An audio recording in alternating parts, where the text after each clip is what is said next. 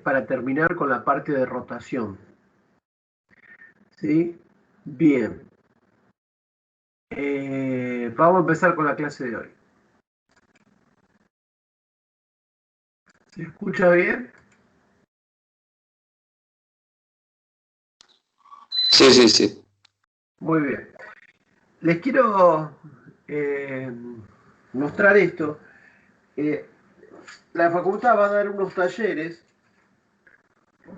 de 3 temas: rotación, movimiento armónico y fluidos, en estas fechas que están aquí. ¿Qué son estos talleres? Como dice aquí, es un taller para el fortalecimiento de los contenidos de Física 1. Si algún alumno tiene dudas, no se siente seguro, quiere profundizar el tema de rotación, de movimiento armónico simple y fluidos, bueno, movimiento armónico simple todavía no lo dimos, se pueden inscribir en este link para participar de estas clases. ¿Sí? Son clases de 2 horas donde se va a dar teoría y práctica de estos temas. Por ejemplo, la primera hora es el martes 6 de octubre y el martes 13 de octubre, ¿sí? A las 18 horas, de 18 a 20 horas. Después va a haber de movimiento armónico y por último va a haber de fluidos, ¿sí? Bueno, les dejo la invitación para el que esté interesado. Yo después voy a subir la clase y en la clase va a estar este link. Para el que le interesa, se escribe en ese link, ¿sí? No es obligatorio, es para el que lo quiera hacer, para el que quiera profundizar. Bien, vamos entonces a continuar con la primera parte de mecánica de los fluidos, que es la parte de hidrostática. ¿Se acuerdan que nosotros dijimos que la mecánica de los fluidos lo dividíamos? Hidrostática primero, hidrodinámica segundo. Vamos a seguir con la primera parte haciendo un repaso de lo que vimos la semana pasada, ¿sí? Y haciendo alguna ejercitación de lo que hemos estado viendo. Lo primero que vimos fue la relación entre la presión y la profundidad. ¿Cómo aumentaba la presión hidrostática en función de la profundidad? ¿Sí? Hacíamos un par de supuestos, que era que el fluido tenía una densidad constante y que no había modificación de la gravedad dentro de toda la masa del fluido. Y dijimos que la variación del fluido dependía de la densidad del líquido y de la gravedad, pero esos 2 parámetros no se modificaban, eran constantes. La variable era la profundidad. La profundidad la mido positiva hacia abajo, a partir de, considerando 0 en la superficie libre del líquido, ahí la profundidad ahí es 0, y cuando tengo una profundidad de 1 metro, considero que es más 1 metro esa profundidad, ¿sí? Hacia abajo, positivo. Por lo tanto, doble de profundidad significa doble de presión hidrostática, ¿sí? O sea que la presión hidrostática es directamente proporcional a la profundidad. Bien. Esta es la ecuación general que relaciona la variación de la presión con la profundidad. ¿Sí? Bien. La presión hidrostática se mide en unidades de fuerzas, unidades de superficie. La fuerza en el sistema internacional está en newton y la superficie está en metros cuadrados. Por lo tanto, la presión va a darse newton sobre el metro cuadrado, que se le llama newton sobre el metro cuadrado pascales. O sea que la unidad de la presión es pascal o múltiplo de Pascal, como la famosa presión atmosférica que dan en la radio, que me dicen 1020 hectopascales. 1020 hectopascales son 1020 por 100 pascales, porque un hectopascal son 100 pascales. ¿Sí? Para no dar un número tan grande, para no decir 102.000, decimos 1020 y en lugar de pascales, en un múltiplo hectopascales. Bien. Después vimos la definición de presión absoluta, ¿sí? Y para entender la presión absoluta, ¿qué es la presión absoluta? Tenemos que pensar que el aire que está en la superficie terrestre tiene una determinada densidad. Durante muchos años se pensó que el aire no tenía peso, ¿sí? Pero después se comprobó que si bien la densidad del aire es muy pequeña, es muy chica, el aire tiene un determinado peso, ¿sí? ¿Cuánto vale la densidad del aire? Un metro cúbico de aire es 1,3 kilos, ¿sí? O sea, como 700 veces menos que la densidad del agua. Es muy chica comparándola con el agua o con el otro material, ¿sí? Con el acero que es 7800 a 1,3. Pero tiene una densidad. Ese aire que se encuentra sobre la superficie terrestre, dentro de toda la atmósfera, genera la presión atmosférica. Entonces nosotros definimos a la presión absoluta como la presión atmosférica, ¿sí? Que es una presión que varía todos los días porque depende del clima, depende del lugar de la Tierra donde la mida, varía en promedio, ronda los 101.325 pascales en valor promedio, pero sube y baja en esos valores. A la presión absoluta la definimos como la atmosférica más la manométrica. La manométrica es ρGI, la que vimos antes. Eso nos da la presión absoluta, ¿sí? O sea que la presión absoluta es la atmosférica más la manométrica. También se le llama a la manométrica presión relativa, ¿sí? Antiguamente se le llamaba presión relativa. Ahora los libros de física hablan de presión manométrica, porque se mide con un manómetro. Bien, veamos un ejemplo práctico para poder entender estos conceptos. Primero quiero explicar esta cuestión. Si yo tengo un recipiente así, que tiene un líquido hasta este nivel con densidad ρ, y tengo un punto acá A, en el fondo del recipiente que tiene una altura H. Hay una altura H de ese líquido que tiene densidad constante ρ. ¿Cuánto vale la presión manométrica en A? ¿Cómo calculo la presión manométrica en A? PA. Manométrica. ¿A qué sería igual la manométrica? Sería igual a la densidad de qué cosa? Del líquido. Le vamos a poner L. La densidad del líquido por G y por la profundidad, que en este caso es H. Eso me da la presión manométrica en el punto A. La presión absoluta en A, ¿qué va a ser? Va a ser la presión atmosférica, que tendré que medir en ese momento cuánto hay de presión atmosférica, más la manométrica, que es ρ del líquido por G por H. ¿Sí? Bien. Entonces, en ese punto tengo yo esa presión. Ahora, ¿qué pasa si tengo dos líquidos distintos? Por ejemplo, agua y aceite. Entonces tengo una altura ρ1 y una altura ρ2. Y tengo que esta altura, así, es H1. Y esta altura, así, es H2. ¿Cuánto vale la presión manométrica? La presión manométrica en A. ¿Puedo calcularla directamente? No, tengo que hacerlo por etapas. ¿Cómo piensan ustedes que harían eso?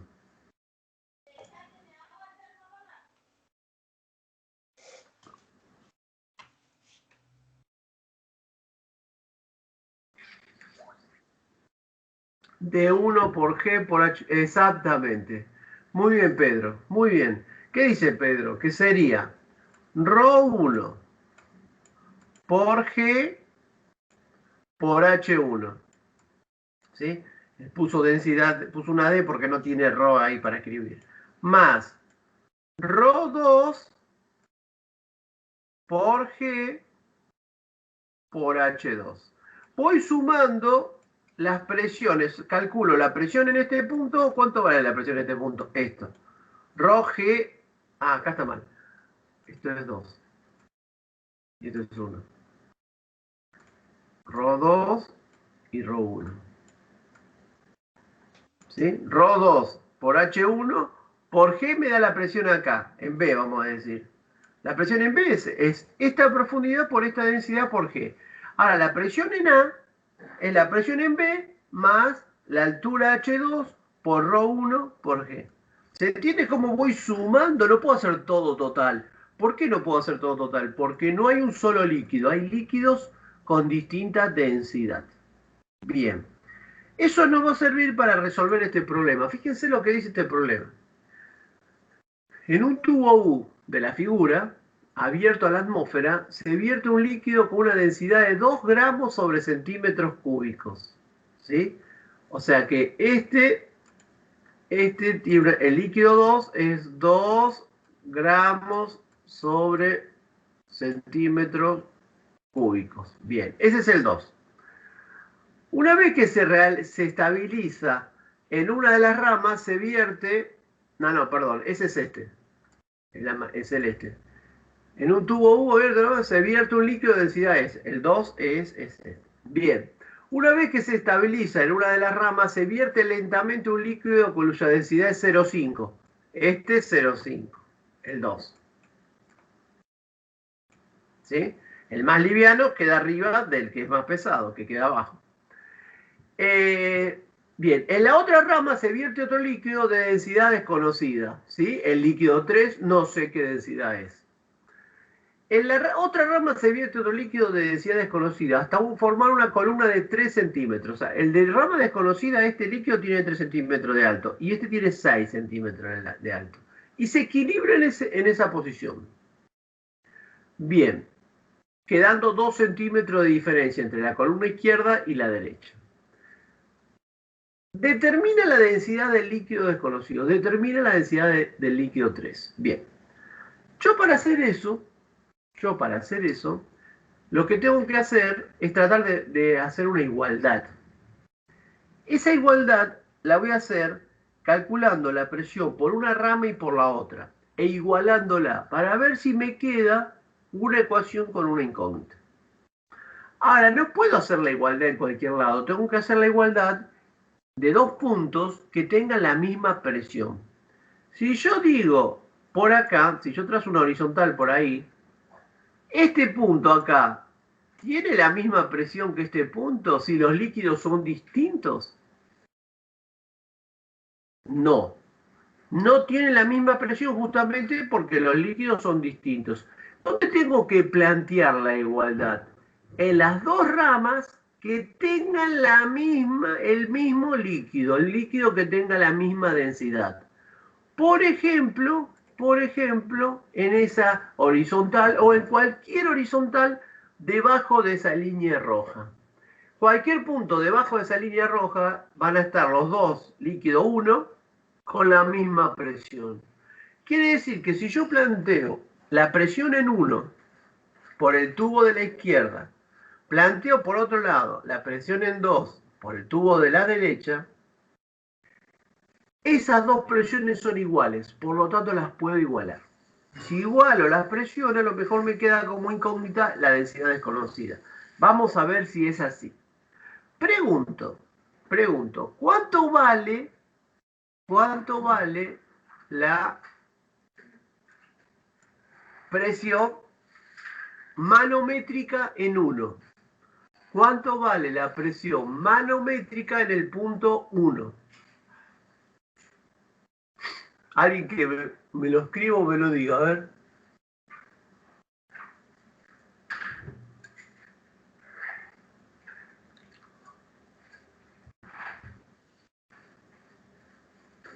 Bien. Sería la densidad, ¿cuál? Del líquido 2, ¿no es cierto? Por la altura, por G. Eso es la presión manométrica. Si yo quisiera la presión absoluta, ¿qué le tengo que sumar a ese valor?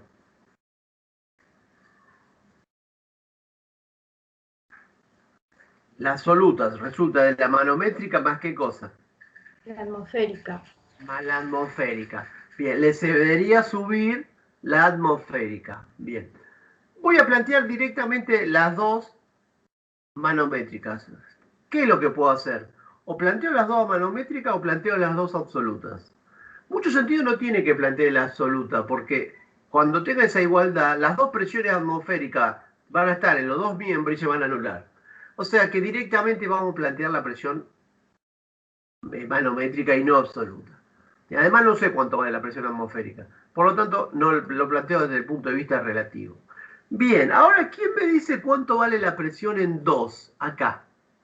¿Cuánto vale la presión en 2? Fíjense que esta distancia así es 1 centímetro. ¿Se entiende que es 1 centímetro? Porque acá hay 6 y acá hay 5. Quiere decir que esto es 1 centímetro, ¿sí? Por diferencia. ¿Cómo calculo la presión manométrica en 2? ¿Cómo hago?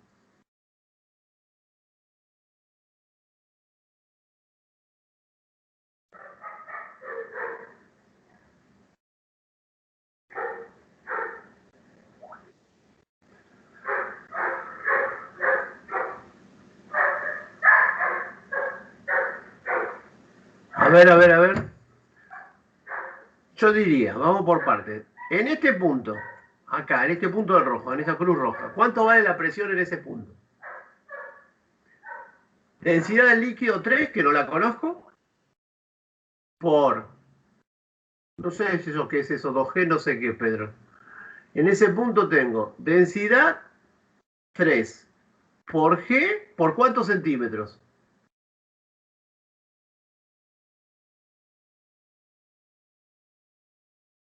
¿Cuántos centímetros hay acá?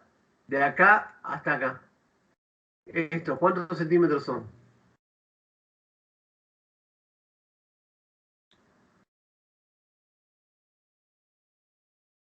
¿1 o 3? Un centímetro de lo rayadito. ¿Cuántos centímetros hay? Yo voy a calcular la presión acá. Bien. Yo voy a calcular la presión en este punto. 2. ¿Cómo lo voy a calcular? Primero voy a calcular la presión acá. Vamos a llamarle 3.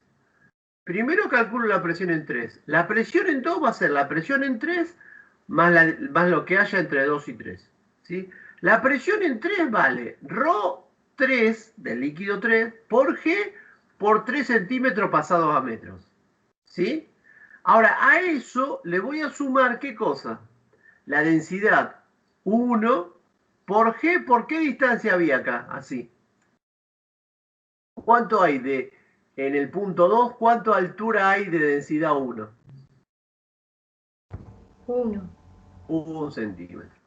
¿Sí? Entonces me va a quedar así, que lo tengo acá, me va a quedar que la densidad, la presión en 1 es ρ2, por G, por los 6 centímetros pasado a metros, por esta altura. La presión 2 acá abajo es ρ1, por G por 1 centímetro, este pedacito, más ρ3, por G por 3 centímetros. A lo mejor lo podría haber puesto al revés, pero es lo mismo, es una suma. ¿Sí? Piénselo así, ρ3 por G por 3 centímetros me da la presión en el punto de cambio de los líquidos. Y después le sumo el centímetro de acá abajo. Bien, ahora igualo. Digo que la presión 1 es igual a la presión 2. Y en esta ecuación, primero se me va G, que está en todo. No depende de G.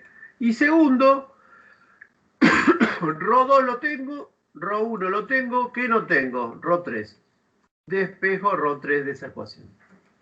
Y obtengo ρ3. 333 kilos sobre metro cúbico. ¿Sí? Bien. ¿Estamos? De esa manera yo voy calculando las presiones en puntos que se encuentran con distinto líquido. ¿Sí? De a tramos. El primer líquido con su densidad, con su altura. El segundo líquido con su densidad y con su altura. El tercer, si hay 3 líquidos, tengo que hacer 3 sumandos, ¿sí? Acá había un solo líquido. En el punto 1 había uno solo, ¿ven? Entonces hay un solo término. En el 2 había 2 líquidos, el rayado y el celeste. Entonces hay 2 sumandos, ¿sí? Si hubiera habido acá otro pedacito de otro líquido, acá más la densidad de ese líquido por G por la altura que tenía ahí. Y así es como voy determinando en cada caso la presión en cada punto. ¿Estamos? Bien. Vamos a repasar lo que el otro día vimos, que fue el principio de Arquímedes. ¿Sí? ¿Qué dijo Arquímedes? Todo cuerpo, un cuerpo sumergido total o parcialmente en un fluido en reposo, experimenta un empuje vertical hacia arriba igual al peso del volumen del fluido desalojado. Esta fuerza la llamamos empuje y es la resultante de las fuerzas de presión que se ejercen sobre un cuerpo. Cuando yo tengo un cuerpo sumergido en el agua, tiene presiones arriba, presiones en los costados, que van aumentando, de este costado, de este costado, de este y de este, y presiones abajo más grandes, porque está a mayor profundidad y la presión depende de la profundidad, así. Yo sumo todas las presiones, sumo todas estas presiones, las horizontales se anulan. ¿Por qué? Porque esta presión es igual que esta, porque está a la misma altura. Esta es igual que esta. Entre ellas se anulan. Pero estas de abajo no son iguales que estas son más chicas, estas son más grandes. Entonces, si yo sumo esta con esta, me da el empuje para arriba. El empuje que le ejerce el líquido al cuerpo. Esa fuerza resultante producto de las presiones. Bien. Sí, ¿qué dice Arquímedes? Que si yo tengo un recipiente lleno hasta el borde de agua, vamos a hablar de agua, lleno hasta el borde de agua, ¿sí? Tomo una moneda, la introduzco despacito en el recipiente, ¿sí? Entonces, ¿qué va a pasar? Primero, la moneda se va a ir al fondo, no va a flotar, se va a ir al fondo. Y como el recipiente estaba lleno de agua, va a desbordar, va a desalojar un volumen de agua, ¿sí? Si abajo de ese recipiente tengo otro recipiente, ¿sí? Y junto el agua que desalojó este recipiente y cayó en el que estaba abajo, y la peso, ese agua, peso el agua que desalojada, eso va a ser el módulo de la fuerza del empuje, ¿sí? El peso del líquido desalojado, ¿sí? Por lo tanto, el empuje va a ser la densidad del líquido, no del cuerpo, porque lo de que desaloja es líquido, no cuerpo. No desaloja acero, desaloja agua, líquido, por la densidad, por la gravedad y por el volumen. Esto tiene que ser constante la densidad del líquido, tiene que ser constante G, ¿sí? Por el volumen. Si hay 2 líquidos o 3, cada uno tiene que tener una densidad constante. Y lo voy a ir sumando como vimos antes. El empuje también va a depender en qué está sumergido. Si está sumergido en 2 líquidos, voy a tener 2 empujes, el que ejerce cada uno. ¿Por qué 2? Porque tienen distinta densidad. Bien. Muy bien. Esto genera distintas posibilidades. Esto genera que si yo tiro una moneda a la pileta, se hunda. Si tiro un pedazo de madera, flote. Y si tiro algún cuerpo medio extraño, no se vaya ni al fondo ni flote. Quede a 2 aguas, ¿sí? Quede en el medio del líquido. Bien. Entonces, vamos a empezar con el primer caso. El cuerpo queda en equilibrio en el seno del líquido. Entonces tengo esto. Tengo el cuerpo, el líquido llega hasta acá arriba. ¿Qué fuerzas hay? El peso y el empuje. El peso del cuerpo y el empuje que le ejerce el agua al cuerpo. Y obviamente está en equilibrio porque quedó suspendido ahí y no se mueve. Está en equilibrio. Si hago una sumatoria de fuerza en I por la primera ley de Newton, E menos P es igual a 0. ¿sí? E menos P es igual a 0. O sea que el peso y el empuje en este caso tienen que ser iguales. Bien, cuando acá yo hablo de volumen, es muy importante que ustedes entiendan que este volumen es el volumen sumergido. En este caso el volumen sumergido es el volumen total, pero cuando nosotros hablamos de volumen, lo estamos refiriendo a volumen sumergido. En este caso el volumen y el volumen sumergido son coincidentes. Pero si está flotando, Discúlpeme, vamos ¿qué a ver sería que el volumen del cuerpo? El el cuerpo que volumen se del cuerpo. introduce. Ah, En este ya caso, está. todo el volumen, porque está todo sumergido. Ahora, si el cuerpo está así, flotando así, es este volumen solamente. Es este que yo marco de rojo. Ese es el volumen que voy a considerar. ¿Por qué? Porque si yo sumerjo este cuerpo y se hunde hasta acá y queda así, el agua que va a desalojar no es todo el volumen del cuerpo, es solamente este volumen que va a desalojar. ¿Se entiende? Piense que esto llega hasta ahí, que no tiene, que termina ahí. Y yo lo sumerjo y sale agua. ¿Qué agua sale? ¿Todo el cuerpo o este volumen? Desaloja el volumen que está sumergido solamente. ¿Sí? Bien, bien. Entonces, volumen sumergido en el empuje. Bien, en este caso el empuje va a ser la densidad del líquido por G por todo el volumen, porque está todo sumergido. Y el peso va a ser la densidad del cuerpo, la densidad que tiene este cuerpo, por G por el volumen del cuerpo, ¿sí? Para el peso depende de su volumen. No importa si está sumergido o no, el peso del cuerpo es su volumen por la densidad del cuerpo por G. Tengamos presente que estamos hablando de cuerpos impermeables. ¿Qué quiere decir esto? Que el cuerpo cuando lo sumerjo en el agua no absorbe agua, ¿sí? No está absorbiendo agua. O sea que yo, si lo peso antes y después, pesaría lo mismo, porque no absorbió agua. Si yo tiro una madera y la sumerjo en el agua y después la peso, pesa más. Porque ¿qué estoy pesando? Es un cuerpo que tiene poros. Esos poros se llenaron con agua. Entonces ahora peso la madera más el agua que absorbió. Entonces cambió su peso. Yo estoy considerando que el cuerpo es un cuerpo impermeable. Bueno, entonces digo que el empuje es la densidad del líquido por el volumen por G y el peso es la densidad del material por volumen por G. Si en el problema a mí me dan la masa del cuerpo, acá pongo masa por G. ¿Sí? Si me dice un cuerpo de 2 kilos, ¿qué pongo? 2 kilos por G directamente. Si se fijan, volumen y G lo anulan. ¿Cuándo sucede esto? Que el cuerpo queda en el seno de un líquido en equilibrio. Cuando el cuerpo tiene la misma densidad que el líquido. ¿Sí? Si el cuerpo lo tiro al agua y tiene la densidad del cuerpo, es la misma, el cuerpo queda en equilibrio de esa manera. ¿Sí? Bien, primer caso. Vamos al segundo caso, que es cuando el cuerpo flota. ¿Cómo queda? Así. Queda flotando. Cuando queda flotando, hay un volumen sumergido, este, sumergido, y un volumen emergido, que es el que está fuera del agua. ¿Sí? Bien. Entonces, ahora, ¿el empuje y peso están en equilibrio? ¿Sí o no? ¿Empuje y peso están en equilibrio?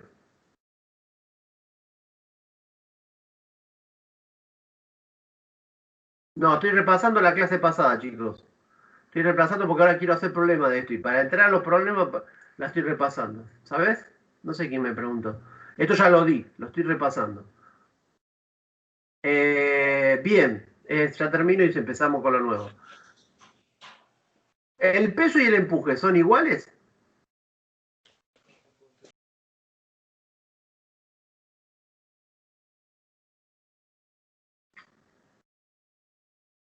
Sí, el barco que está ahí en el puerto de Rosario, esperando que lo carguen. Tiene un peso y un empuje. ¿Está en equilibrio el barco o se hunde o vuela? Está en equilibrio. ¿Sí? Cuando lo carguen, cuando le pongan cereal adentro, ¿qué va a pasar? Va a tener más peso. ¿Sí? ¿Y qué le va a pasar al barco? Se va a hundir más, va a tener más empuje y va a seguir estando en equilibrio. Va a cambiar el peso y va a cambiar el empuje, pero los dos van a ser siempre iguales y opuestos. ¿Sí? Si no estoy en problemas, si no se me hunde el barco. Bien. Por eso no le puedo poner no puedo poner demasiada carga, una carga que tiene una carga límite para que pueda estar en equilibrio. Esa es la carga que tiene para transportar. No va a transportar más que esa carga. Es como un camión que lleva tantos kilos, ¿sí? Bien. Si el peso del cuerpo es menor que la fuerza de empuje, el cuerpo flota. Bien. Fíjense, sumatoria de fuerza en I. E menos P igual a 0. Nuevamente está el equilibrio, el empuje es igual al peso. Pero ahora el empuje no es el volumen total, sino ¿qué volumen es? El volumen sumergido. Nuevamente se me va G y G y me queda una expresión de este tipo. Líquido, densidad líquido por volumen sumergido sobre volumen total igual densidad del material. Este número puede ser mayor a 1. ¿Puede ser el volumen sumergido sobre el volumen total mayor que 1? ¿Puede haber más sumergido que volumen? No. Este número es menor que 1. ¿Sí? Siempre. Siempre a lo sumo será 1 si está todo sumergido, como en el caso anterior. Pero si el cuerpo está flotando, ese número es siempre menor a 1. Si ese número siempre es menor a 1, ¿cuándo el cuerpo va a flotar? Cuando la densidad del cuerpo del material sea menor que la densidad del líquido. Yo tiro una madera al agua, la madera tiene una densidad de 800, 850, el agua tiene una densidad de 1000, flota. Tiro una piedra que tiene una densidad de 1600 en el agua que tiene una densidad de 1000, ¿qué le pasa a la piedra? Se va al fondo. Clarísimo está, ¿no es cierto? Bien, ¿qué pasa cuando se va al fondo? ¿Sigue estando en equilibrio? ¿Qué pasa cuando el cuerpo se va al fondo? Cuando el cuerpo se va al fondo, ¿qué aparece? ¿Qué nueva fuerza aparece en el cuerpo apoyado en el fondo?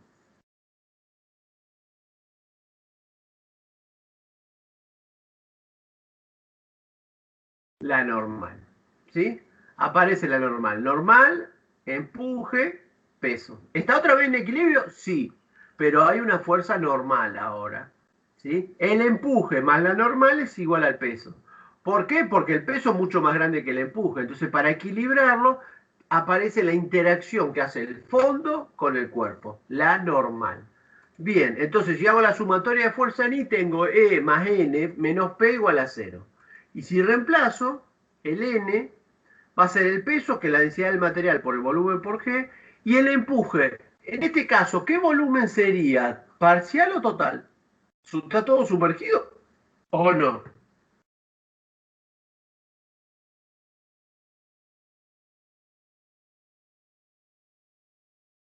Total. Bien. Entonces puedo sacar factor común, volumen y G. Y mire lo que me queda. Densidad del material menos densidad del líquido. Si la densidad del material es mayor que la del líquido, esto me da positivo. Si esto me da positivo, quiere decir que hay N. Quiere decir que si el material tiene mayor densidad que el líquido, el cuerpo se hunde y aparece la fuerza N. O sea que, si la densidad son iguales, la densidad del cuerpo y del líquido es la misma, el cuerpo queda a 2 aguas. Si la densidad del cuerpo es más pequeña que la del agua, el cuerpo flota. Si la densidad del cuerpo es más pesada, es más grande, mejor dicho, es más grande que la del agua, el cuerpo se va al fondo. ¿Sí? Esas son las tres posibilidades que nosotros tenemos. Bien, dicho esto, vamos a hacer un par de problemitas. Esto ya no es repaso porque son problemas de la guía. Problema 9.10. Una esfera maciza de 4 centímetros de radio y 2,70 gramos sobre centímetros cuadrados de densidad se mantiene sumergida en el agua hasta el ecuador. ¿Qué quiere decir esto de hasta el ecuador? Hasta la mitad. Cuando me dicen que una esfera está sumergida hasta el ecuador es el que divide el planeta en el polo norte y sur, en el hemisferio norte y sur. Bueno, el ecuador sería la mitad de la esfera. Muy bien. Entonces, en este caso, ¿cuánto es el volumen sumergido? La mitad, un medio. El 50% está sumergido. ¿Qué sucede? ¿Qué sucede? Si yo tengo una esfera de densidad 2,7 y la pongo en el agua, se hunde. ¿Sí? Se va al fondo. ¿Por qué se va al fondo? Porque la densidad del agua es 1 gramo sobre centímetro cúbico y esta esfera tiene 2,7 gramos sobre centímetros cúbicos. O sea que esa esferita la pongo en el agua, se va al fondo. ¿Por qué no se va al fondo? Porque hay una fuerza que la tiene desde arriba con una tensión de un hilo, que la tiene para arriba. ¿Sí? Entonces esa fuerza hace que no se hunda. Bien. Quiero saber cuánto tiene que ser, cuánto tiene que soportar el hilo para que suceda esto, para que la esfera no se vaya al fondo y quede la mitad sumergida. ¿Qué fuerzas actúan sobre la esfera? ¿Qué fuerzas actúan sobre esa esfera?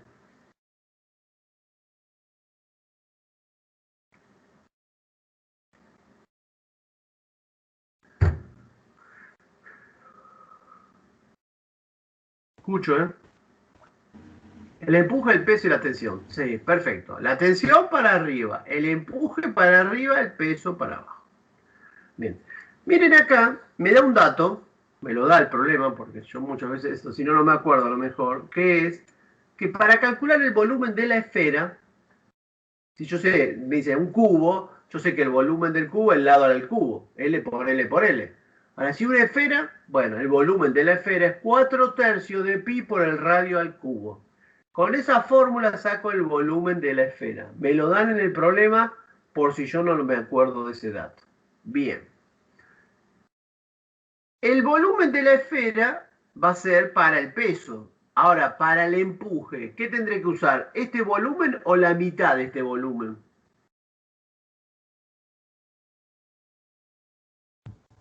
La mitad. La mitad. Bien, bien, Karina, la mitad. Entonces, lo que hago es lo siguiente. Sumatoria de fuerza en I, E más T menos P igual a 0. Despejo T. T. Que es el peso menos el empuje. El peso va a ser, repito, densidad del cuerpo, 2,7, por G, por el volumen de la esfera. Vamos a poner el volumen de la esfera, después lo calculamos. Bien. Cuidado, porque esto está en gramos y centímetros cúbicos. ¿Sí? Yo voy a tener que pasar todo a kilos y metros cúbicos. Si ustedes pasan 2,7 gramos centímetros cúbicos a kilos sobre metros cúbicos, van a ver haciendo los pasos que le da 2.700 kilos sobre metro cúbico. ¿Sí? Recuerden que 1.000 gramos es 1 kilo. 1 metro cúbico es 1.000.000 de centímetros cúbicos. 1 metro cúbico es 1 metro por 1 metro por 1 metro, lo que equivale a ser 100 centímetros por 100 centímetros por 100 centímetros. 100 por 100 por 100 es 1.000.000. Por lo tanto, 1 metro cúbico es igual a 1.000.000 de centímetros cúbicos. Cuidado porque todos me ponen 1.000, no sé, no, ahí se equivocan siempre con eso. Bien, si yo paso este número me da 2.700 gramos sobre centímetros cúbicos. ¿Por qué? Porque multiplico por 1.000.000 y divido por 1.000. ¿Qué quiere decir? Que multiplico por 1.000. De gramos sobre centímetros cúbicos a kilos sobre metros cúbicos se multiplica por 1.000. Muy bien. Entonces fíjense ahora. El peso es volumen de la esfera, densidad de la esfera por G. El empuje es el volumen sumergido. Que fíjense acá lo que pongo yo. El volumen sumergido, ¿qué es? El volumen de la esfera sobre 2, la mitad. Por la densidad de líquido por G. Bien, eso es la tensión. Bien. Ahora, el volumen de la esfera lo voy a reemplazar por 4/3 de pi por radio al cubo. Entonces me va a dar T es 4/3 pi radio cubo G. ¿Por qué? Porque está, ¿ven? Volumen de la esfera está acá y volumen de la esfera está acá. Y G está en los dos. Lo saco como factor común y hago la densidad de la esfera menos la densidad del líquido sobre 2. Resuelvo y obtengo la tensión. ¿Se entendió eso? Es que igual está de más. ¿Está? ¿Se entendió? Perfecto. Vamos al punto B. Se corta el hilo y la esfera desciende hasta el fondo del recipiente. Determina la fuerza que ejerce la esfera sobre el fondo. Bien. ¿Cómo sería ahora el diagrama de cuerpo libre? ¿Qué fuerza tengo ahora? Se cortó el hilo. La densidad es 2.700, el agua tiene densidad 1.000. ¿Qué pasó? Se fue al fondo. ¿Qué era lo que tenía yo? La normal, el peso y el empuje. La normal en peso y el empuje. Entonces digo, sumatoria de fuerza en I. En todos estos casos yo estoy suponiendo que iba para arriba, ¿no? Siempre estoy suponiendo que iba para arriba. Por eso pongo N más E menos P. Si bien acá no lo indiqué, lo debería haber indicado. N más E menos P igual a 0. O sea que N es P menos E. P ahora sigue siendo el volumen de la esfera por la densidad de la esfera por G. Y ahora el empuje lo tengo que dividir al volumen sobre 2. Ahora el empuje. ¿Está la mitad sumergido o está todo sumergido? Está todo ahora. Entonces ahora está todo. Entonces acá no pongo sobre 2, ¿ven? Como había puesto antes. Acá había puesto sobre 2. Acá no pongo nada. Bueno, vuelvo a reemplazar. El volumen es 4 tercios pi por radio al cubo. Saco factor común y me da 8,72 newton el valor de la normal. ¿Se entiende? ¿Cuál es el procedimiento para resolver problemas de empuje? Ustedes van a hacer en la práctica problemas. Piensen ustedes, hay un montón de problemas en la guía. Piensen siempre en esto. Para resolver un problema de empuje, ¿cuáles son los pasos? Primero, identificar las fuerzas que actúan sobre el cuerpo.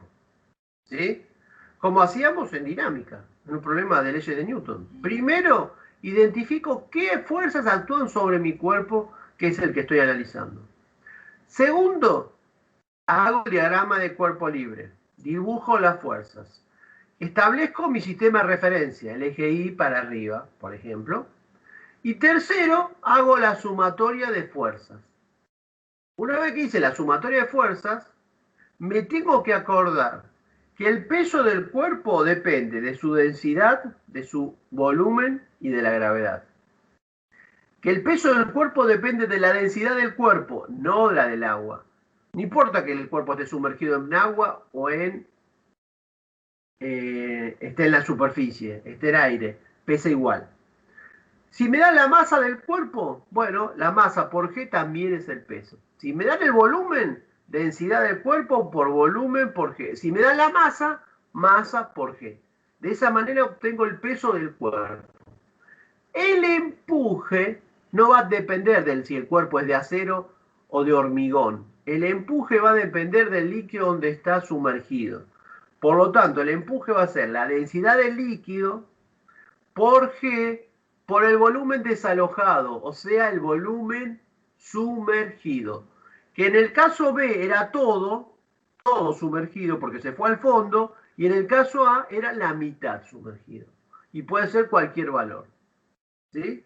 O puede ser que tengan que calcular el volumen sumergido, a ver cuánto queda sumergido. Bien, esa es la metodología que tenemos para resolver problemas de empuje. Pensar qué fuerzas actúan sobre el cuerpo, hacer el diagrama de cuerpo libre, establecer un sistema de referencia, hacer la sumatoria de fuerza en I y reemplazar en peso y empuje por lo que corresponde. Eso es básicamente. ¿Sí? Después hay un montón de variantes, un montón de problemas para pensar, pero si sigo ese criterio, no tendría mayores problemas. Bien, vamos a otro problema, que lo doy a propósito porque es un cuerpo hueco, para ver qué diferencia si el cuerpo es hueco o no es hueco. Dice, una esfera, otra vez esfera, hueca de 10 centímetros de radio exterior, y 5 milímetros de grosor. O sea, la esfera está compuesta por un radio de 10 centímetros, o sea, un diámetro de 20 centímetros. Es una esfera que tiene 20 centímetros de diámetro y tiene un espesor de 5 milímetros. Todo tiene 5 milímetros. Por lo tanto, el diámetro interior es 19. 20 el de afuera y 19 el de adentro. Obviamente que adentro está lleno de aire y que el aire algo pesa, pero voy a despreciar del peso del aire que está dentro de la esfera. Es mínimo, es insignificante. Voy a considerar el peso de la esfera. Bien, dice que flota en el agua con el 40% de su volumen por encima del nivel del agua. ¿Qué quiere decir esto? que el volumen emergido, ¿cuánto es? 40%. ¿Cuánto es el volumen sumergido? 60%. 60% está sumergido, 40% está emergido. Bien. Determinar la densidad del material con que está construida la esfera. O sea, ¿de qué material voy a hacer la esfera para que cumpla estas condiciones? Muy bien, me vuelven a dar el dato del volumen de la esfera. Pregunto, ¿qué fuerzas actúan sobre el cuerpo? Primero, ¿qué fuerzas actúan sobre el cuerpo?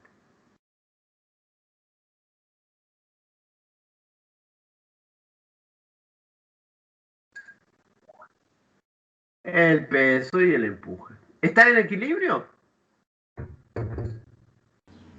No. ¿Quién dice no? Crouch. Crouch. ¿Por qué no? Porque No, si no, porque yo siempre que me esta- dicen sí o me dicen no, yo digo no, ¿por qué? Sí, ¿por qué? No, ¿por qué? estaría hasta la mitad sumergido. La otra mitad estaría emergido. En cambio acá está a 60-40. Entonces no está en equilibrio. Para mí no. No sé qué piensan los otros. Está bien. A ver, Franco.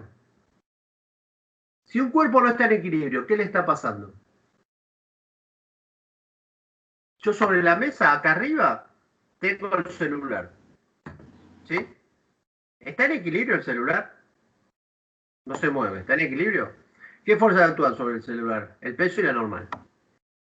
¿Sí? ¿Está en equilibrio? Sí. Bien. Si el peso, si en lugar de tenerlo arriba de la mesa, que es de madera, lo tengo arriba de una mesa de papel, y el peso es mayor que la normal que puede hacer el papel, ¿el celular está en equilibrio?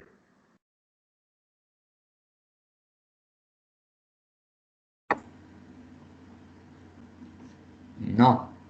No. Cuando está en equilibrio, el celular ahora está en equilibrio, ¿cuánto vale la aceleración? 0. Cero. ¿Cuánto vale la fuerza neta? 0. Eso es por qué ley. La segunda ley de Newton. Exactamente. La fuerza neta es 0, n menos p igual a 0, aceleración 0. En el caso que lo pongo arriba del papel, yo digo que la fuerza del peso es 10 newton y el papel hizo 2 newton, por lo tanto la fuerza neta es 8 newton. Esos 8 newton generan una aceleración al cuerpo. Cuando lo pongo arriba del papel y se acelera, ¿está en equilibrio? No. No. Si el cuerpo está en el agua y no está en equilibrio, ¿qué le tiene que pasar?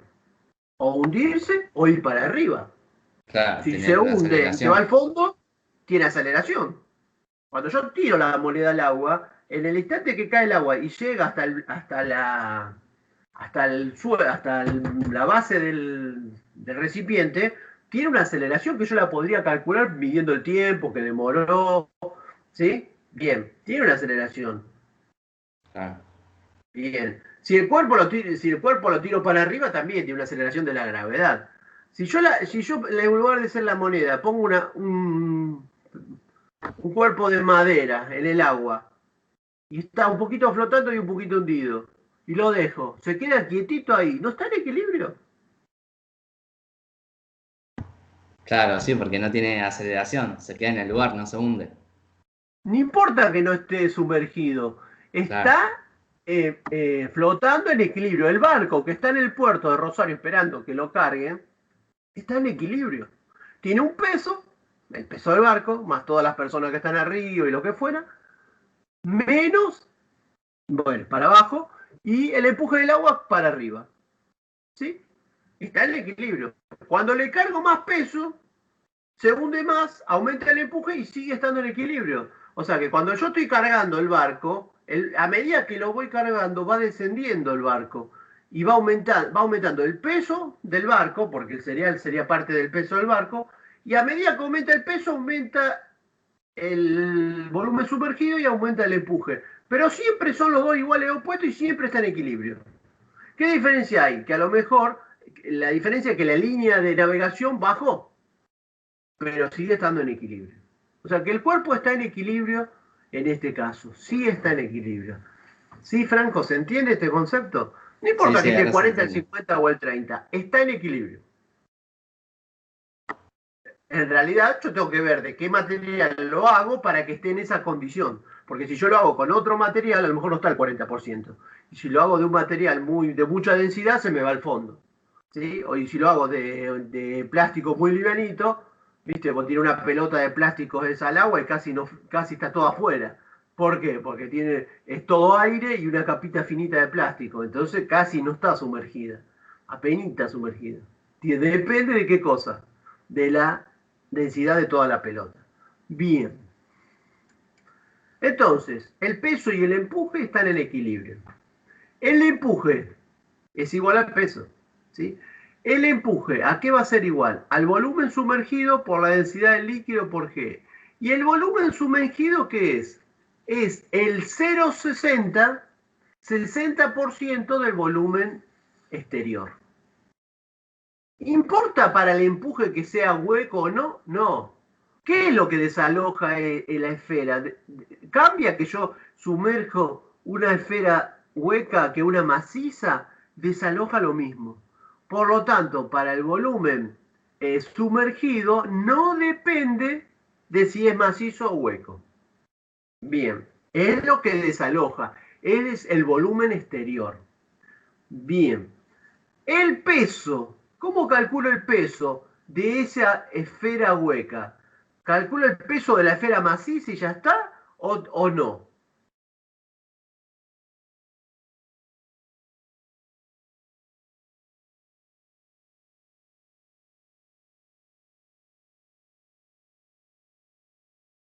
¿Cómo calcularían el peso de una esfera hueca? A ver, ¿cómo podrían hacer para calcular el peso de una esfera hueca? Con una balanza sería fácil, pero no tengo la densidad del cuerpo y las medidas, no tengo balanza. ¿Cómo hago?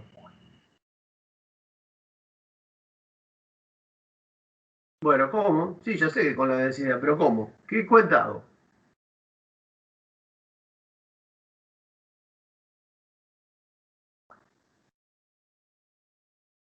Exactamente. Sí, masa, Pedro, cuidado.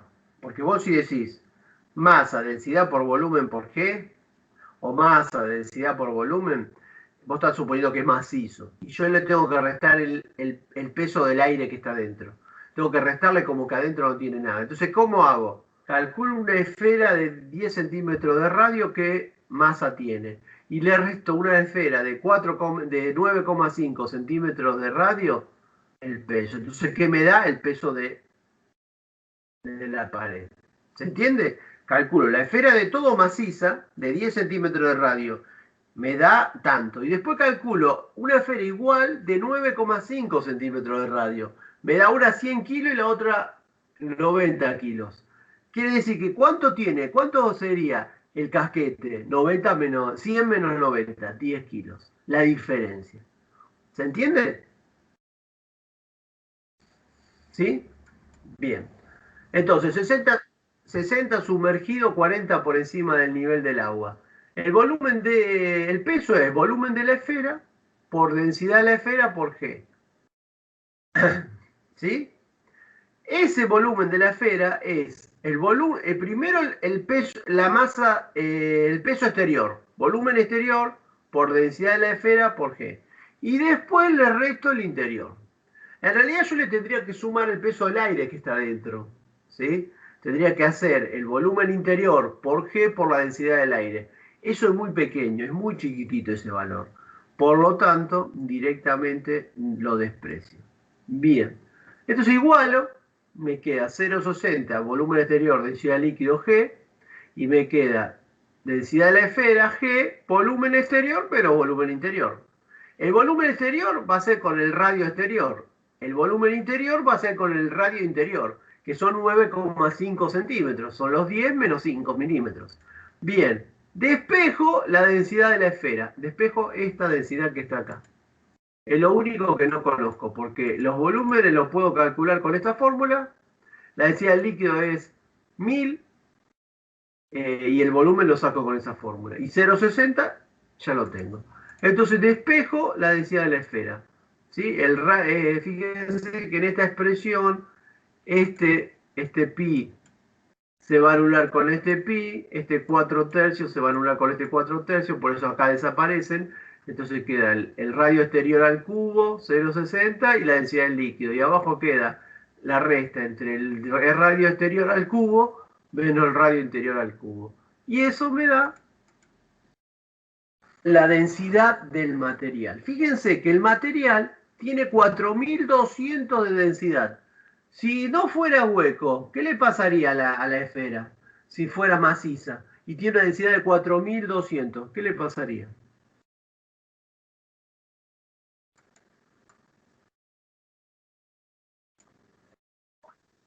Se hundiría. Obviamente, ¿sí?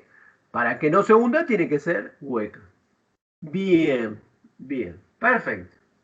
Dicho eso, esos dos ejemplitos son la base para que ustedes puedan profundizar en la resolución de problemas de empuje. Bien, en la semana que viene vamos a tener una actividad con problemas de empuje. Vamos a la segunda parte. Ya esto sería una actividad futura, ¿sí? No para la semana que viene, para la otra. Mecánica de los fluidos, hidrodinámica, ¿sí? O fluodinámica. La hidrodinámica es el estudio de los fluidos en movimiento.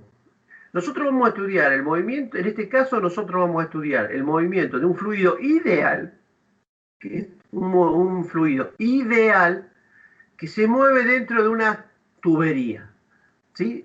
Fluido ideal moviéndose en una tubería. Bien, es mucho más compleja. De hecho, nosotros los ingenieros civiles en tercer año tenemos una materia que se llama hidráulica. Es prácticamente toda la materia trata sobre fluodinámica, ¿sí? ¿Por qué? Porque trabaja con los líquidos reales y no solamente con los conductos, sino también con los canales, ¿sí? Entonces, eso requiere de una asignatura específica para el estudiante de ingeniería civil. Bueno, lo mismo para un ingeniero mecánico, también tiene una materia que se llama mecánica de los fluidos. Bien, por fortuna podemos analizar muchas situaciones importantes usando modelos idealizados sencillos. Y vamos a utilizar nosotros dos principios de la mecánica del sólido, que son las leyes de Newton y la conservación de la energía. No es más que aplicar estas consideraciones. Vieron que recién lo que estuvimos aplicando fue la primera ley de Newton. Básicamente fue eso. Bien, vamos a definir qué es una línea de corriente. Es una línea continua trazada a través de un fluido siguiendo la dirección del vector velocidad en cada punto. Así el vector velocidad es tangente a la línea de corriente. Estas son líneas de corriente. Si yo tuviera esto es una cañería, ¿sí? Y en esa cañería yo voy a poner con una determinada rapidez un fluido que está subiendo por esta cañería. Si yo pusiera una gotita de colorante acá, pusiera una gotita de colorante ahí, y empiezo a ver cómo se va a mover, puede pasar dos cosas. Que esa gotita haga esto, y que ya vamos a llamar, que vamos a ver después, que se llama régimen turbulento, o puede ser que haga esto que está haciendo acá así, que siga esa trayectoria, ¿sí? Esa trayectoria la llamamos línea de corriente. En este caso está representada una línea, un régimen del fluido laminar. ¿Por qué? Porque se mueven como si fueran láminas. Si yo pongo varias gotitas de color, voy viendo cómo esas gotitas se van moviendo con especie de velocidades que están en paralelo. La velocidad es tangente, coincide con la línea de corriente. ¿Sí? Bien, se define como tubo de corriente, a esto que tenemos aquí es un tubo de corriente.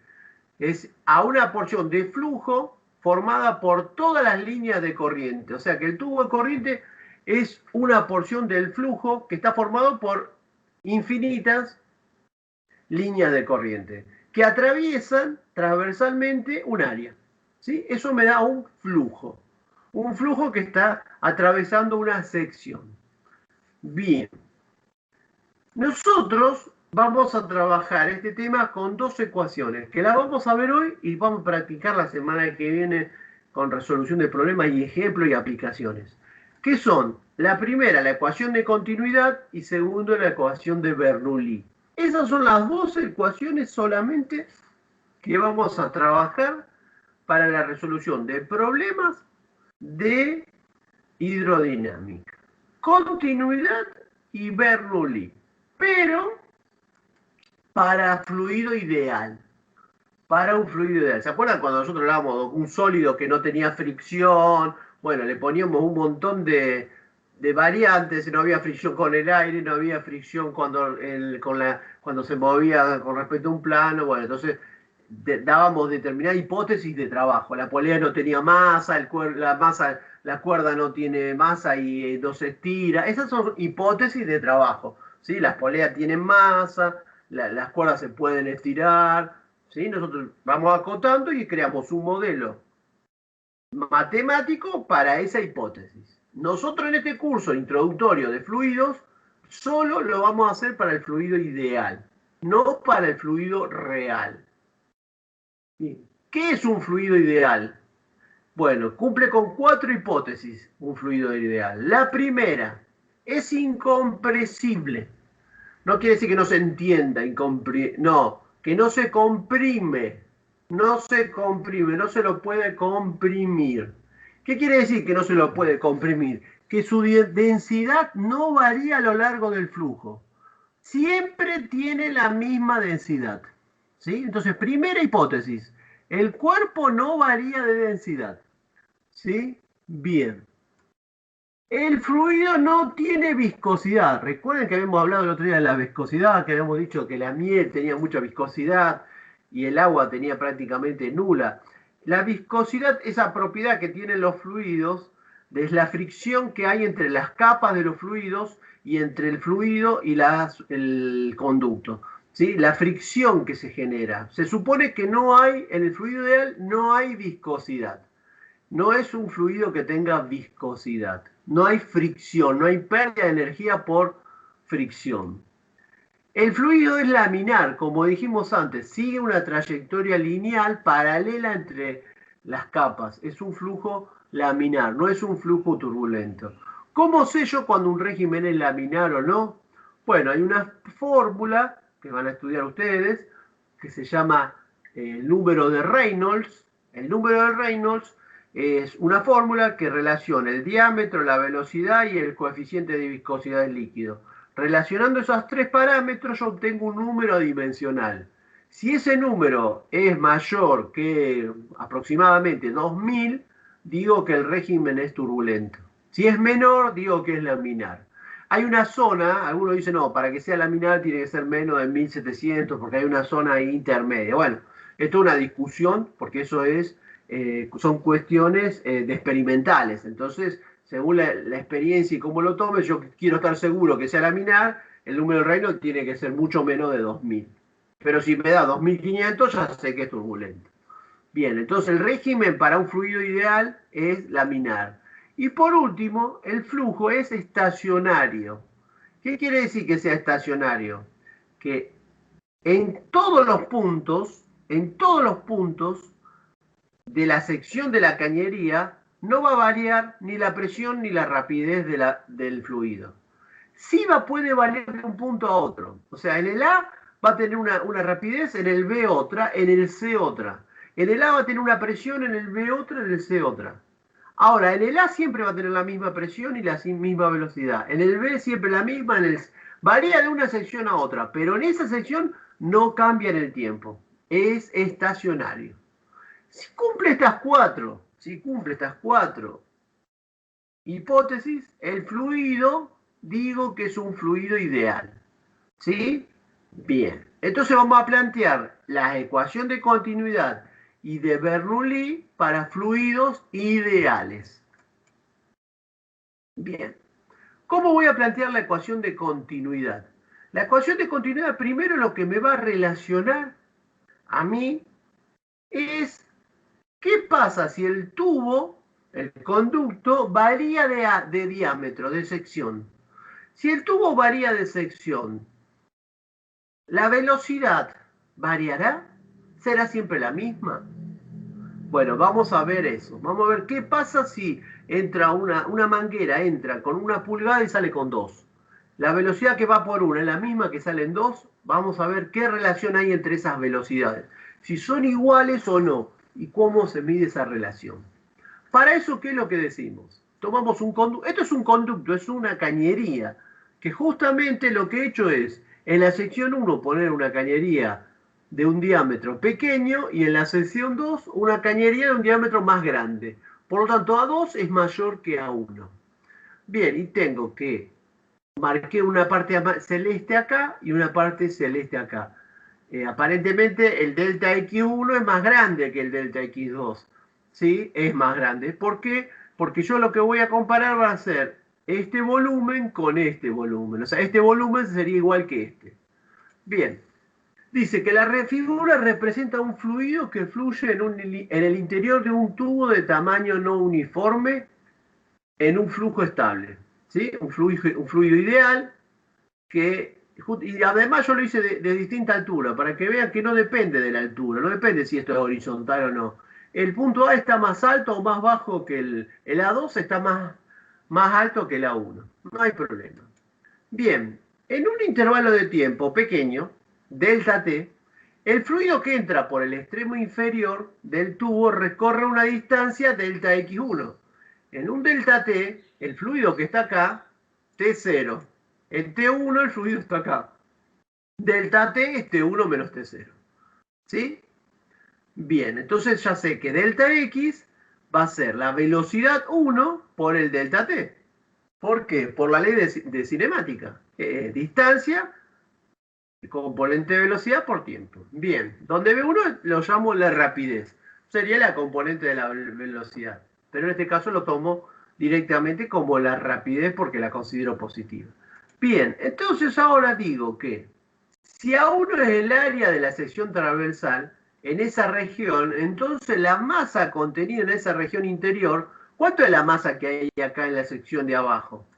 Bien, yo sé que la densidad del líquido es la masa sobre el volumen, por lo tanto, la masa, en la variación de masa que hay acá abajo para este delta T, por eso es delta, porque es para un delta T, es la densidad del líquido por el volumen. ¿Sí? Esa es la masa 1. La densidad del líquido por el volumen. Y el volumen, celestito que está acá, es un volumen de un cilindro. Ese cilindro, ¿cómo calculo el volumen del cilindro? Séptimo grado. Superficie de la base por la altura. La superficie de la base es A1 y la altura es delta X1. Entonces, ρ líquido A1 por delta X1. Y delta X1, habíamos dicho que era B1 por delta T. Por lo tanto, la masa 1, la variación de masa 1 es de la densidad del líquido por A1 por B1 por delta T. Eso es, en el delta T, la masa que tengo acá. Vamos a ver ahora la masa que tengo en el mismo delta T allá arriba. ¿Sí? Bien, entonces, obviamente va a ser la misma expresión. La masa 2 va a ser la densidad del líquido por este volumen, que es A2, por la velocidad 2, por el delta T. Bien. Dado que la masa se conserva y el flujo es estable, la masa que entra por el fondo del tubo a través de A1 en el tiempo delta T debe ser igual a la masa que sale a través de A2 en el mismo delta T. Si esta manguerita no tiene ningún agujerito, en un delta T van a entrar 1 litro y van a salir 1 litro. En 20 segundos va a entrar 1 litro y en 20 segundos van a salir 1 litro. Si tiene una manguera que le ingresa por otro lado o tiene un agujero, no. Pero si no hay ninguna abertura en la cañería, es lógico que pensar que la masa que va a entrar por el extremo inferior va a ser la misma que va a salir por el extremo superior, en el mismo tiempo. Si cambio de tiempo, ya no. Bien, entonces igualo el delta M1 con el delta M2. Y me queda esta expresión. Y fíjense lo que pasa en esta expresión. El delta T es el mismo, se anula. ¿sí? Y la densidad del líquido, el mismo líquido que ingresó, y como es un líquido ideal, no varió la densidad, se anula. ¿Qué me queda? La expresión matemática de la ecuación de continuidad. ¿Qué dice la ecuación de continuidad? Que en la sección 1 el producto de la rapidez por el área se va a mantener constante. Que B por A es constante en todas las secciones. Es constante en todas las secciones. Si quiere decir que si en dos secciones es la misma área, en la sección 1 y en la sección 3 tienen la misma área, la rapidez es la misma. Si el área es el doble, la rapidez es la mitad. Eso quiere decir. ¿Se entiende? Eso es lo que me está diciendo esta ley. Esta es la expresión de la ley de la ecuación de continuidad. B1 por A1 es igual a B2 por A2, es igual a B3 por A3 para todas las secciones. Obviamente no tiene que tener ninguna bifurcación ni ninguna perforación este tubo. Bien, esa es la ecuación. Y fíjense este ejemplo. Yo estoy regando el jardín de mi casa, ¿sí? La manguera tiene 10 metros. Resulta que tiré la manguera a los 10 metros y no llego a regar una plantita que está allá a 14 metros. ¿Qué hago? ¿Qué hago? Bueno, una solución sería un balde de agua, llenarlo y llevar el agua hasta la planta. Otra solución sería hacer que la velocidad con que sale el agua del extremo de la manguera sea mayor. ¿Cómo consigo mayor velocidad? Con menor sección. Si yo presiono y reduzco la sección de la manguera cuando sale, ¿qué es lo que pasa? Sale con mayor velocidad. Sale con mayor velocidad. Y hace que esa mayor velocidad a lo mejor me recorra 2 o 3 metros y alcance a llegar el agua a donde yo quería regar. ¿Sí? Es un ejemplo muy, muy bueno de la ley de continuidad, que yo lo puedo hacer modificando el área de la manguera. Obviamente que en la canilla va a salir la misma cantidad de agua por unidad de tiempo que en el extremo de la manguera, ¿sí? Si yo a la manguera le dejo el diámetro como está, va a salir en toda la sección, el agua va a tener la misma velocidad. Pero si yo en una sección le reduzco la sección, va a seguir la misma cantidad de agua por unidad de tiempo, pero con mayor velocidad. La cantidad de agua por tiempo no varía, lo que varía es la velocidad, ¿sí? Si yo en el extremo tardo 1 minuto en llenar un balde de 20 litros, pongo la manguera y tarda 10 minutos en llegar el balde de 20 litros, y reduzco la sección, también va a tardar 10 minutos. Lo que cambia es la velocidad, no el caudal. ¿Y qué es el caudal? Caudal volumétrico, es este producto. Velocidad por área es el caudal volumétrico que tiene ese fluido. ¿Sí? El caudal es la velocidad por el área. La unidad de caudal es unidad de volumen sobre tiempo. Metro cúbico sobre tiempo. Sobre segundo es cómo se mide el caudal. Bien, si yo reemplazo en esta fórmula la velocidad por el delta X sobre el delta T, ¿sí? La distancia sobre el tiempo, me fijo que delta X por A me da volumen. Bueno, el caudal volumétrico es la velocidad por el área o el volumen sobre el tiempo. ¿Sí? Si yo tengo que calcular la bomba para el tanque de bombeo que está en el subsuelo de mi edificio, que bombea el agua al tanque de reserva que está en la terraza del edificio. Bien. Y tengo que calcular esa bomba. Para calcular esa bomba necesito el caudal de la bomba y necesito la altura de la cañería que va a tener hasta arriba. Con esos dos valores, el caudal de la bomba y la altura, entro a una tabla de las bombas que yo voy a comprar. Busco en internet una bomba Cerveni. Bueno, tengo las gráficas de la bomba, hay un montón de bombas, de medio caballo, de 1 caballo, de 2 caballos, bien. Entonces me dice que la tabla, qué caudal y qué altura tiene. Entonces yo entro en una gráfica caudal altura y me da qué bomba tengo que adoptar. De cuánto es potencia la bomba y qué diámetro tiene el caño de impulsión. O sea, qué diámetro va a tener el caño que sale de la bomba y va hasta hasta el tanque de reserva. ¿Sí? Muy bien. ¿Cómo calculo ese caudal? Bien, sabiendo que el volumen del tanque, yo sé que el volumen del tanque cuánto es. ¿Cómo sé el volumen del tanque de un edificio cuánto tiene? Y bueno, si el edificio tiene 2 departamentos, va a tener mucho menos litros que si tiene 40 departamentos. ¿Cómo saco el volumen? Hay una tabla que me dice por departamento y por cantidad de dormitorios ponga tantos litros. ¿Sí? Entonces, si yo tengo 10 departamentos y pongo, por ejemplo, 2 dormitorios, me da que tengo que tener 350 litros por departamento. Entonces, 350 por 20 me da 7.000 litros del tanque de reserva. Mi tanque tiene un volumen de 7.000 litros. El caudal va a ser esos 7.000 litros dividido el tiempo que voy a llenar el tanque. ¿Cuánto es el tiempo que se llena un tanque en un edificio? Bueno, se aconseja entre 1 y 4 horas. Hay bastante amplio. 1 para que se llene rápido y que me va una bomba más grande.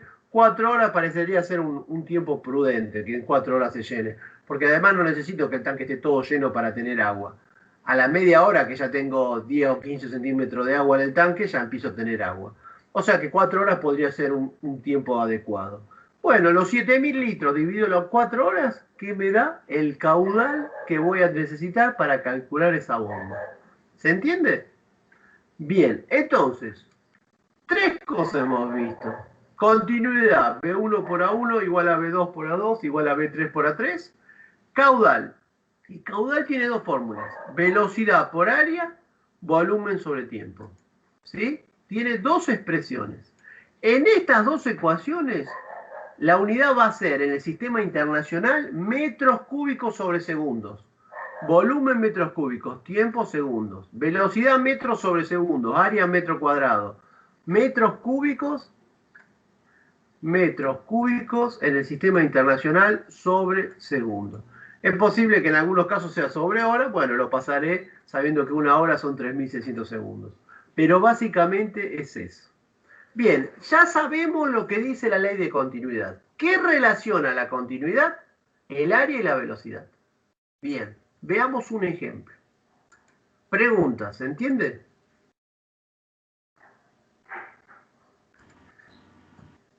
¿Estamos bien? ¿Se escucha? ¿Se entiende? Sí, sí. Bien. Andrés, muy bien. Natalia, muy bien. Perfecto. Dice, fíjense, voy a hacer 2 ejemplos y después voy a entrar en el último tema que es la ecuación de Bernoulli. De una canilla de 1 centímetro cuadrado de sección sale agua con una rapidez de 0,50 metros sobre segundo. O sea, tengo la canilla de mi casa. Tiene un área de 1 centímetro cuadrado. Y la rapidez es 0,50 metros sobre segundos. Quiero calcular el tiempo que tarde en llenarse un balde de 20 litros. Quiero calcular, pues si pongo un balde abajo de esa canilla, ¿cuántos minutos, segundos, en este caso segundos, tarda en llenarse? Fíjense lo que voy a hacer. Primero, acá hay un problema. Acá hay un problema. Esto está en centímetros cuadrados. ¿Sí? Y esto está en litros. ¿Qué pasa con centímetros cuadrados y litros? No son metros y segundos.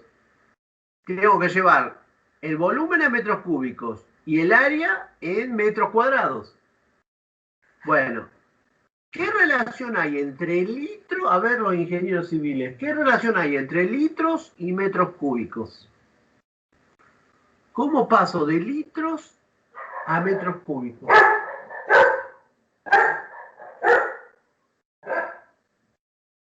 ¿Cómo paso?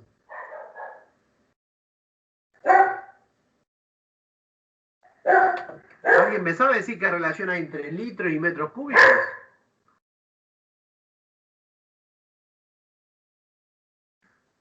¿Sí? ¿No? Bien, un metro cúbico es 1.000 litros. Un metro cúbico, un tanque que tiene 3 metros cúbicos tiene 3.000 litros de agua. ¿Sí? ¿Por qué? Porque un litro es un decímetro cúbico. ¿Sí? Un decímetro cúbico es un cubito que tiene 10 por 10 por 10 centímetros. Eso es un litro. Entra 1000 cajitas de 10 centímetros por 10 centímetros por 10 centímetros en un metro cúbico. Bien. Y de centímetro cuadrado a metros cuadrados tengo que multiplicar por 10.000. O dividir en este caso, por 10.000. Entonces, me da 20 litros, lo divido 1000, me da 0,020 metros cúbicos. 0,020 metros cúbicos equivalen a 20 litros. Y un centímetro cuadrado es 0,00010 metros cuadrados. Lo dividí 100.000. 10.000, perdón. 100%, 10.000. Bien. Yo sé que el caudal es velocidad por área. Y que el caudal es delta volumen sobre delta T. De acá voy a despejar delta T. De ahí despejo delta T. Velocidad la conozco. V es velocidad. Volumen le pongo vol. Y V, velocidad. Área la conozco. 1 centímetro, acá está en pasado. Volumen lo tengo. ¿Qué no tengo? Delta T. Despejo delta T de esa expresión y me da 400 segundos. ¿Está? Bien. Vamos a otro ejemplo. Que después vamos a seguirlo. Fíjense lo que tengo. La manguera sería, que reduje la sección. Dice, por la cañería horizontal de la figura circula agua. En la sección 1 la velocidad es de 4 metros sobre segundos. Y el diámetro 10 centímetros. El diámetro 10 centímetros, no el área 10 centímetros cuadrados. El diámetro. En la sección 2, el diámetro es la mitad, 5 centímetros. A. Calcula el caudal en litros sobre segundos. Bien, ¿se acuerdan que caudal era velocidad por área? Entonces, ¿velocidad cuánto es? 4 metros sobre segundos. ¿Y cómo calculo el área si tengo el diámetro en centímetros? ¿Sí? ¿Cómo calculo el área si tengo el diámetro? ¿Con qué fórmula paso de diámetro a área?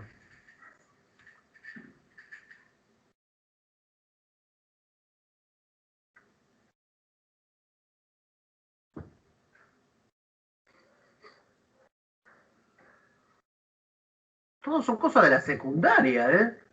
Volumen, área.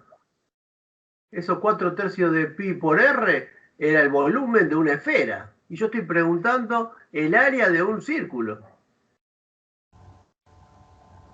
Si lo Tengo pongo al que cubo me va a dar... ¿Cómo? el diámetro lo divido por 2, o sea que me daría 5 centímetros, o sea 0,05 metros, y es pi por radio al cuadrado, la fórmula. Bien, bien. O sea, ¿Se dan cuenta? 0,05 al cuadrado. Bien, pi por radio al cuadrado. Ahora, los que trabajan en la construcción, los que son técnicos electricistas, cuando van a comprar un cable, cuando van a comprar una barra, cuando van a comprar un caño de agua, dicen, dame un caño de radio 5 centímetros, o dicen, dame un caño de 110, dame un caño de 65, dame un caño de 2 milímetros. Cuando uno compra materiales, ¿lo compra en función del radio o en función del diámetro? La denominación de nuestros materiales que utilizamos todo el día. El radio no existe. El radio para la maestra de la escuela primaria. ¿Sí? Que le enseña a los chicos, pi por 2r el perímetro, pi por radio cuadrado es el diámetro. La superficie, perdón. ¿Por qué no existe? Porque cuando yo tengo una barra, digo, ¿qué diámetro tiene? Mido el diámetro con el calibre o con el metro, no mido el radio, porque no sé dónde está el radio. No sé dónde está el centro de la circunferencia. ¿Sí? Y tampoco voy a poner a medir y dividir 2. Entonces yo uso el diámetro. Para todo uso el diámetro. Cuando en la construcción digo una barra del 8, no hay ninguna duda que es una barra de 8 milímetros de diámetro. A nadie se le va a ocurrir preguntar si es una barra de 8 de radio o de diámetro. No existe el radio. Por lo tanto, yo esta fórmula la voy a escribir en función del diámetro. Pi. ¿Qué relación me dicen que hay entre el radio y el diámetro? Si yo pongo el diámetro acá, ¿qué tendría que poner? Diámetro Dividido 2. Dividido 2 al cuadrado. Entonces la 1 es pi por radio al cuadrado o pi por diámetro al cuadrado sobre 4. ¿Sí? Nosotros vamos a usar esta siempre. Como a mí me dan el diámetro, yo siempre hago pi diámetro cuadrado sobre 4. Si hago este, ¿está mal? No, no está mal. Está bien lo que dice acá la compañera. Está perfecto. Pero esta nosotros la usamos más. Siempre usamos esta. Bien, pi diámetro cuadrado sobre 4. Entonces voy a calcular el área 1 y el área 2. Bien. Fíjense ustedes un detalle importante que siempre pasa de largo. Acá tengo 10 centímetros de diámetro. Acá tengo 10 centímetros de diámetro. Y acá tengo 5 centímetros de diámetro. ¿Quiere decir que el área 2 es la mitad del área 1? ¿Se entiende lo que digo? La pregunta que yo hago. Que acá tenga 10 centímetros de diámetro y acá tenga 5 centímetros de diámetro. ¿Significa que el área 2 es la mitad del área 1?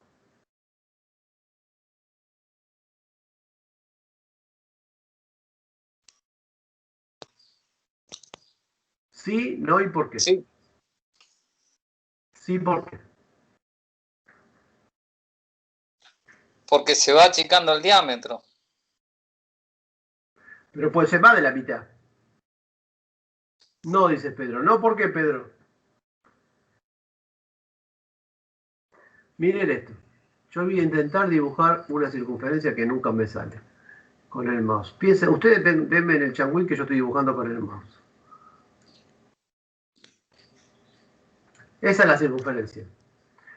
Esa tiene 10 centímetros. Esta tiene de radio, de diámetro, 5.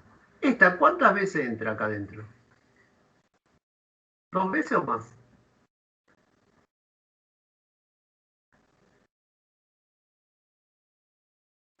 ¿Se entiende lo que digo? Fíjense este número, 78,5, y fíjense este número. Como está al cuadrado, el diámetro está al cuadrado,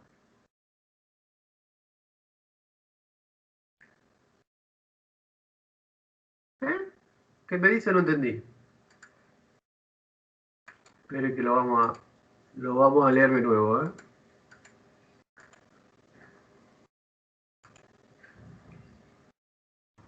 Espere un poquito, ¿no? Me quiero leer lo que me puso. Para calcular el área se utiliza radio al cuadrado. No es que se multiplica por 2. ¿Cómo? Pedro. Para calcular el área se utiliza el radio al cuadrado. Bien. A ver, mirá. Uy. Acá. ¿Dónde estaba yo? Ahí. ¿Estaba ahí? ¿O no? Sí, acá.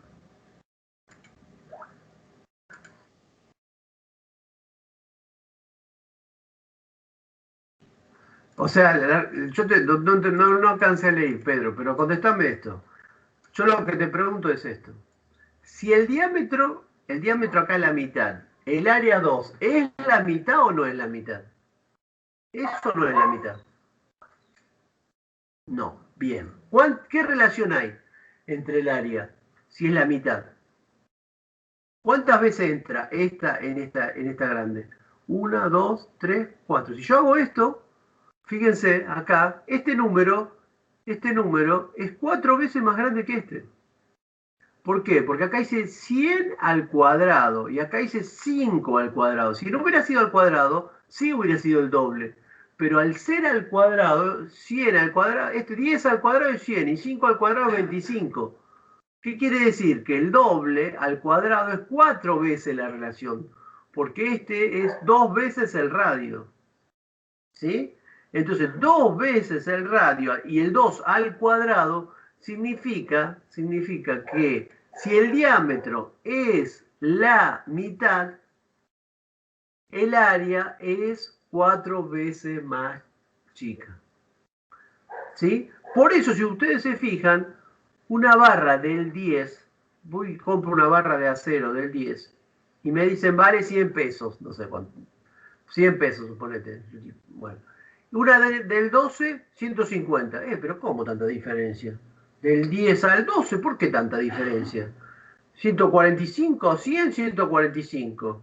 Si es el 20% más de diámetro, es el 20% más del diámetro, pero no el 20% más del área. Y el acero se vende por peso. Una barra del 10 no pesa, una barra del 12 no pesa 20% más que una barra del 10. ¿Sí? Pesa en realidad un 44,4% más, porque 10 al cuadrado de 100 y 12 al cuadrado de 144. Entonces, que sea del 12 significa que va a ser 44% más cara, más o menos, que la del 10. Pero estoy seguro que tiene 44% más de peso la del 12 que la del 10. ¿Por qué se rompe la mina 0,5 y si te compró un portamina 0,7 no se rompe? Si 0,5 y 0,7 parecería lo mismo, pero el área del 5 es 5 al cuadrado de 25 y el área de 7 es 49. Un lápiz 0,7 tiene el doble de área que un lápiz 0,5. Entonces es muchísimo más difícil que se te rompa la mina. ¿Se entiende este concepto de área y diámetro? Porque todo el mundo se confunde con eso, por eso lo aclaro. Bien, calculo el caudal, velocidad por área, y me da ese valor. Bien, ahora dice, calcula la velocidad de la sección 2. B1 por A1, B2 por A2. Despejo B2, reemplazo y me da 16. ¿Qué es lo que yo les decía? Tiene 4, el diámetro es la mitad, ahora tiene 16. 4 veces más grande la velocidad. Quiere decir que si yo la manguera le reduzco el diámetro a la mitad, lo que estoy haciendo es multiplicar por 4 la velocidad. ¿Se entiende entonces cómo aplico la ley de continuidad? Bien. ¿Qué nos queda ahora? Bernoulli. ¿Sí? Bernoulli. Teorema, ecuación o teorema de Bernoulli. O trinomio de Bernoulli, también se lo llama. Bien, Bernoulli, que fue contemporáneo de Newton y de Hooke, porque nació en 1700, en 1738 dedujo una expresión fundamental para los fluidos. ¿Por qué fundamental? ¿Y qué fue lo que hizo Bernoulli? Yo conozco, hasta ese momento se conocía la ecuación de continuidad. ¿Qué me relacionaba a continuidad? Velocidad y área. ¿Sí? Pero no había una expresión que me relacionara velocidad con presión y con altura. Entonces Bernoulli intenta expresar la relación entre esos tres parámetros, que son la posición del fluido, la altura que se encuentra el fluido, su rapidez y su presión. Eso es lo que establece Bernoulli. ¿Qué es lo que hace Bernoulli? A medida que un fluido se desplaza a través de un tubo de sección transversal y elevación variable, o sea que el tubo tiene distinta sección y entre 1 y 2 hay distinta altura, la presión cambia a lo largo del tubo. ¿Sí? Ya sabemos que la velocidad cambia, la presión también cambia. ¿Cómo cambia la presión? ¿Cómo cambia la rapidez? ¿Cómo cambia la altura? Eso es lo que trató de obtener Bernoulli. ¿Qué inventó? ¿Algo nuevo? No. Heredó todo lo que había hecho Newton. Todo lo que se conocía de la física, de la mecánica de la física en ese momento, y que es lo que nosotros usamos actualmente. ¿Sí? La ecuación de Bernoulli, fíjense, yo acá la marqué bien grande, no es una ley física independiente, no es que inventó algo nuevo, sino que aplicó el principio conservación de la energía aplicada a un fluido ideal. Aplicó la suma de los trabajos de las fuerzas no conservativas es igual a la variación de energía mecánica. Eso ya nosotros lo sabemos, lo estudiamos para sólidos. Aplicó eso que se llama conservación de la energía mecánica a un fluido ideal. Y llegó a una expresión que ahora vamos a ver. ¿Qué fue lo que dijo Bernoulli? Por eso dice que la ecuación de Bernoulli es consecuencia del teorema de trabajo y la energía aplicada a un flujo ideal. A un fluido ideal, no a cualquiera. Dijo, bueno, tengo una sección 1 que está a una altura 1, que tiene una rapidez V1. Tengo una sección 2 que está a una altura I2, más grande, distinta de I1. Una velocidad 2 distinta de V1, ¿sí? Porque es más grande el área 2 que el área 1, entonces V2 es más chica que V1, ven que V1 la dibuja más grande, ¿sí? Y en una hay una presión y en dos hay otra presión distinta. Bien. Entonces dice, voy a plantearle el teorema de trabajo y energía a ese tubo de flujo. Y saben ustedes que esto se hace entre dos estados. Lo vamos a hacer entre el estado 1 y el estado 2. Muy bien. Entonces dice, bueno, ¿qué fuerza hay actuando en este sistema? ¿Qué fuerzas actúan acá? Bueno, hay una fuerza F1, que es la fuerza debido a la presión en 1. Hay una fuerza F2. Hay una fuerza peso. Bien, esas son las fuerzas que actúan. Muy bien. ¿Qué sucede? El peso no es una fuerza no conservativa, pero la fuerza que se ejerce acá por la presión en los extremos son fuerzas no conservativas. Entonces él dice, bueno, hay dos fuerzas no conservativas, la fuerza debido a la presión en los extremos. Y hay variación de energía cinética, ¿sí? ¿Por qué hay variación de energía cinética? Porque esta rapidez y estas son distintas. Hay variación de energía cinética y hay variación de energía potencial gravitatoria, porque I2 es mayor que I1. Entonces voy a plantear esa ecuación para esto. Primero voy a calcular el trabajo de las fuerzas no conservativas, de las fuerzas debido a las presiones. Y después lo voy a igualar con la variación de energía cinética y con la variación de energía potencial gravitatoria. ¿Sí? ¿Qué es lo que decimos? Que aplicaremos la ecuación de la energía a la porción de fluido contenida entre las secciones 1 y 2.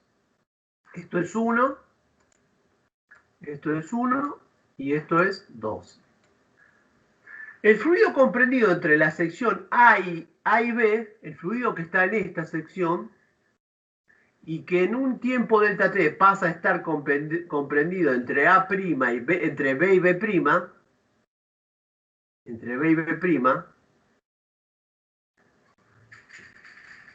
pasa a estar comprendido en A' y B'. ¿Sí? El que está en A pasa a B, y el que está en A' pasa a B'. ¿Sí? En ese intervalo, el fluido se desplaza delta S1 en la parte inferior y delta S2 en la parte superior. Bien, entonces vamos a plantear la ecuación que ya conocemos. ¿Cómo lo vamos a hacer? Bien, entre 1 y 2. Fíjense, trabajo. ¿Se acuerdan la definición de trabajo de una fuerza? El trabajo de una fuerza era el producto escalar entre el módulo de la fuerza por el módulo del desplazamiento por el coseno del ángulo que formaban el desplazamiento y la fuerza. En este caso, la fuerza sería F1, la fuerza así, F1, y el desplazamiento es delta R o delta S1. Así y así. ¿Qué ángulo forman? 0 grados. Por lo tanto, es un trabajo positivo. Entonces digo que el trabajo va a ser F1 por delta S1. El F1 es P1 por A1, acá. La fuerza, saben ustedes que presión es fuerza sobre área. Por lo tanto, la fuerza es presión por área. Por delta S1. Y si yo multiplico la superficie de esta base por la altura, ¿qué me da? Me da el volumen. Quiere decir que el trabajo de la fuerza 1 es P1 por delta volumen 1. En cambio, en el punto 2, yo tengo un delta S para allá y una fuerza 2 para acá. La fuerza 2 está así y el delta S2 está para allá. ¿Qué ángulo forman estas dos? Este vector y este, ¿qué ángulo forman?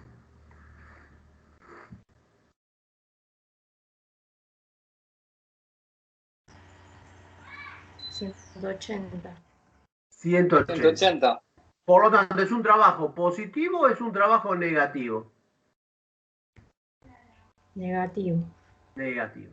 Entonces va a ser menos F2 por delta S2.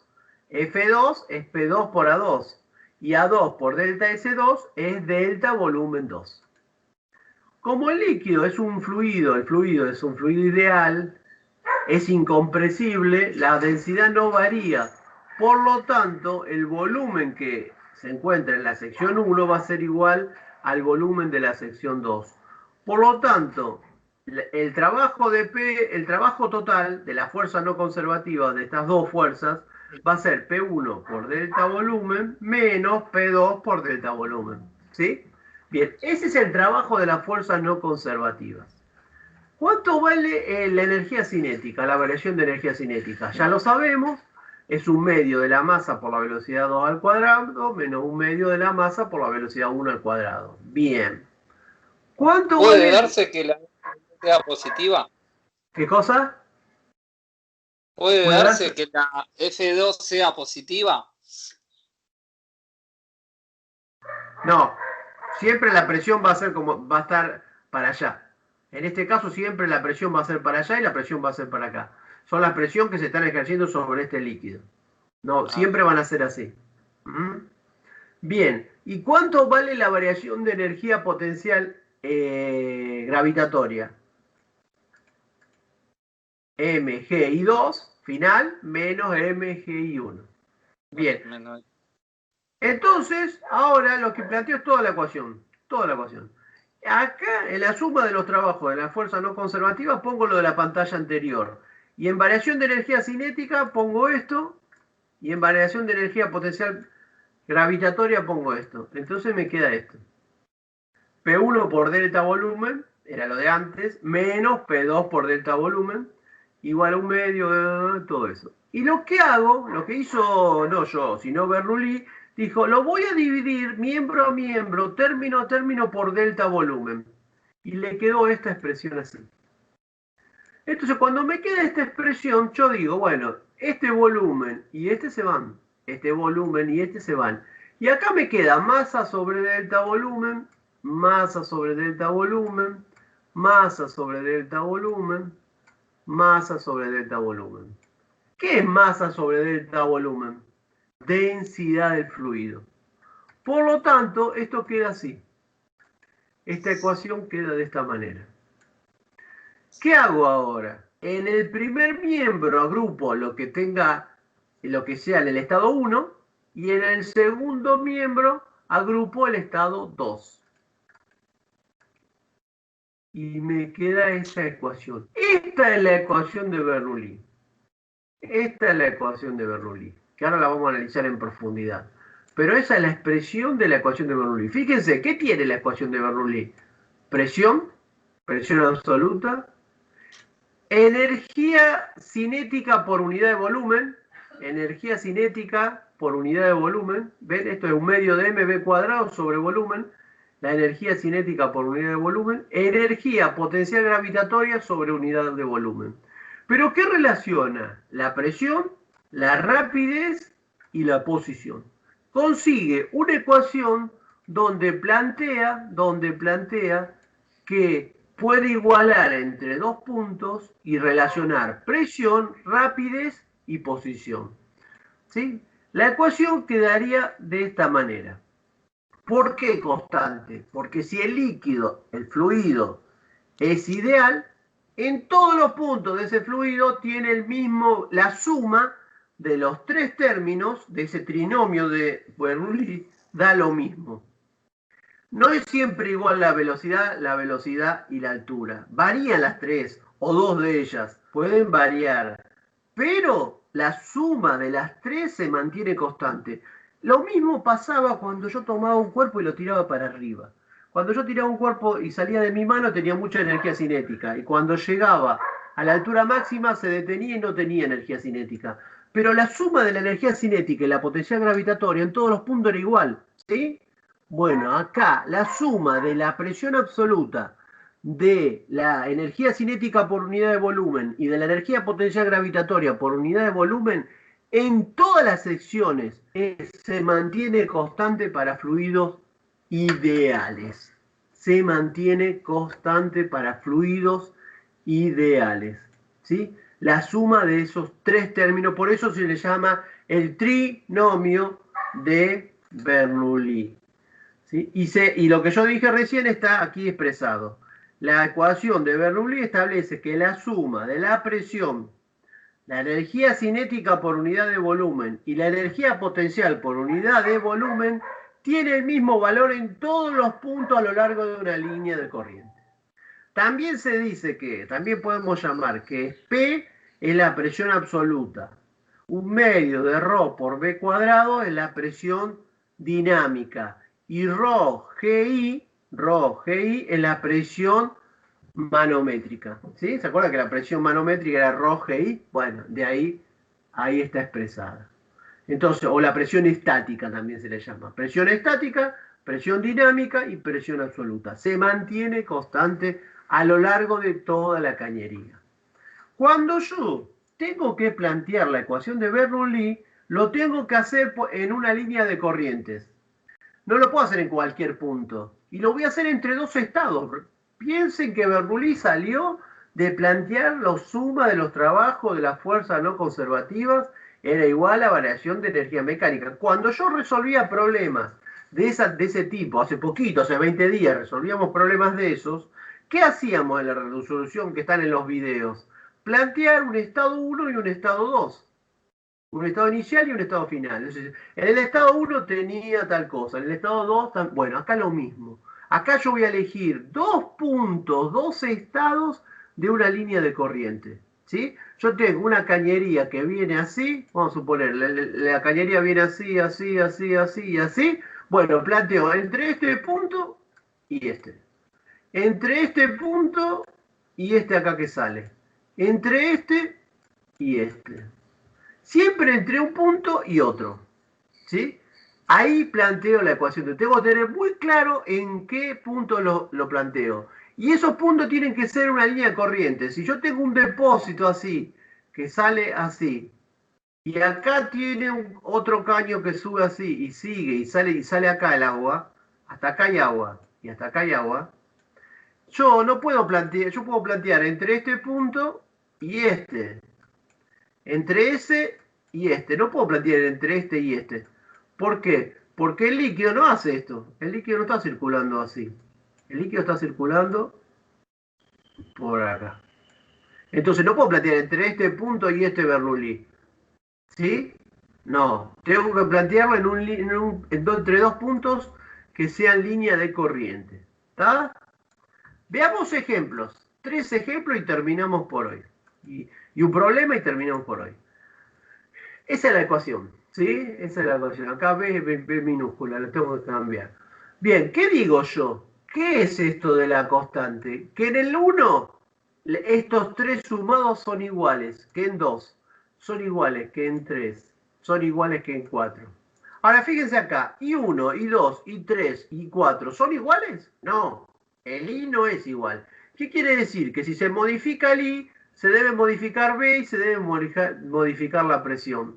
La suma es igual, pero los términos son distintos. Eso está diciendo Bernoulli. ¿Sí? Repito, esta ecuación es válida para fluidos ideales. 3 casos particulares. Primer caso particular, si la tubería es horizontal, ¿qué pasa si la tubería es horizontal? Tengo I1 y 2. ¿Cómo es I1 y 2? Igual. El I1 de este punto y el I2 de este punto es igual. ¿Qué quiere decir? Que mi ecuación queda así. No tiene I, porque el I de este lado y el I de este lado se anulan. Entonces, la ecuación se reduce a esto si es horizontal. No aparecen los términos en I, porque se anulan. Segundo caso, la tubería tiene la misma sección. Si la tubería tiene la misma sección, ¿cómo es la velocidad 1 y la velocidad 2? ¿Cómo es la rapidez 1 y la rapidez 2? Igual, porque se verifica la continuidad. Si no modifico la velocidad, el área, no modifico la velocidad. Bien, ¿cómo queda la ecuación? De esta manera. Desaparece el término velocidad. Y la ecuación me queda así. ¿Sí? ¿Qué sucede si no hay velocidad? Si el cuerpo está en reposo. La ecuación esta, desaparece la velocidad. ¿Qué queda? Así. ¿Y qué es esa? la ecuación fundamental de la hidrostática. ¿Sí? Delta P, rho, GH. ¿Cuándo tenía esta ecuación? Cuando el fluido está en hidrostática. En hidrostática, ¿cuánto era la velocidad? 0. Por lo tanto, la ecuación responde a eso también. ¿Sí?